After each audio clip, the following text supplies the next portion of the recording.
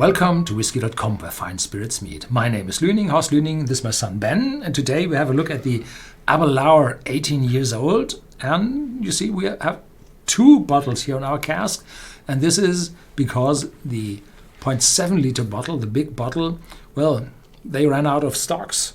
And now they switched over to a smaller one, and kept the price more or less. So I'm not quite sure if they ran out of stock or if the stock is smaller now. You could also say that for such a bit much higher priced whiskey that people tend to want to buy smaller bottles. Probably, yeah. This one is about 80 euros, dollars, pounds. So it's quite a price, and it went up a lot. So but still, for an 18-year-old, that's not bad. I do know some distilleries that charge way more for 18-year-old. So still there. And first time I had that whiskey is 8-10 years ago. Ooh. And they had a 10-year-old and a 15-year-old, and the 18-year-old was the next one appearing, and it was far sweeter and more sherry blatant than others. And only after then the 16-year-old came out, and then those white oak casks came out. And the Aromatic, I think they come a little bit before this one, because it introduced a new bottle, I think. Did it? Well, yeah, and we're today tasting the 0.7 because the seal is broken. Yeah. And you were told that the content is the same, still the same? Yes, I was told that the content is the same. They just changed the bottle for whatever reason, stock or customer preferences. Oh, top is gone. You didn't use any force though, so it probably wasn't your fault. I think it was hit by something. Yeah, and then probably.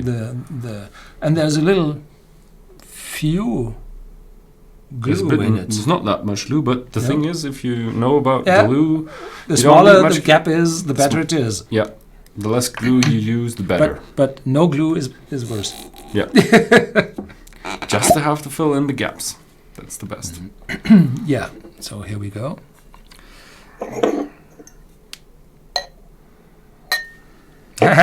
Less. Yeah, I got less. You asked for less. You get less. It's really tasty. Oh my god, I smell it already. So it was matured in bourbon and sherry casks, and it's a 43% whiskey.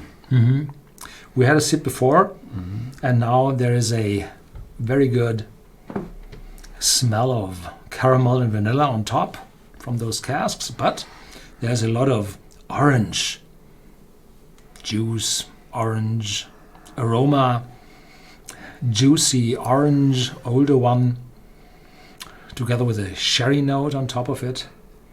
And there are some apple peels in it, a lighter fruity note.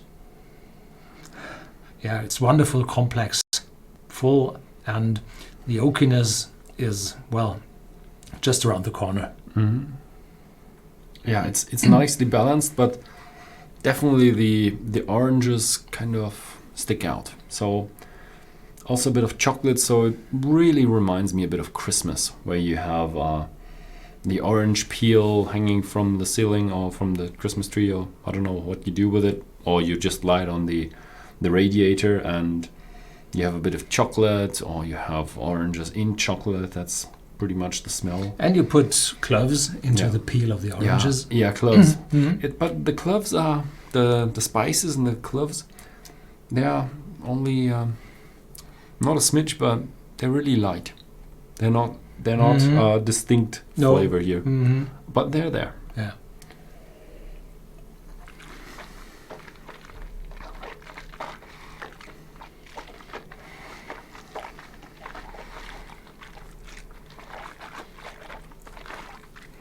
The taste is really mouth-filling, mouth-watering. The oranges tend to move further on to more orange peel. It's really mouth-watering, second gulp in my mouth. And oak is appearing, spiciness of oak. And there's a little honey note in the back. Not this very sweet honey, but aromatic honey note in the back, and probably going over to milk chocolate. So it's really full, mouth-filling, and long-lasting. The taste is a bit stronger than the smell, with more oak, with more spices, but you still get the oranges, you still get chocolate, although it's going a bit more into the bittersweet chocolate. It's getting heavier, the bud. It's still building. It's a nice building whiskey. So this is the second, third sip we have from this, and it's building on top of each other. It's nice that it's only that sweet. It's only a bit. There's a little sweetness in it. It has a lot of flavors that you would associate with sweetness, but it's not that sweet. It's not tongue-numbing sweet, but it's little sweetness, but it feels a bit like liqueur.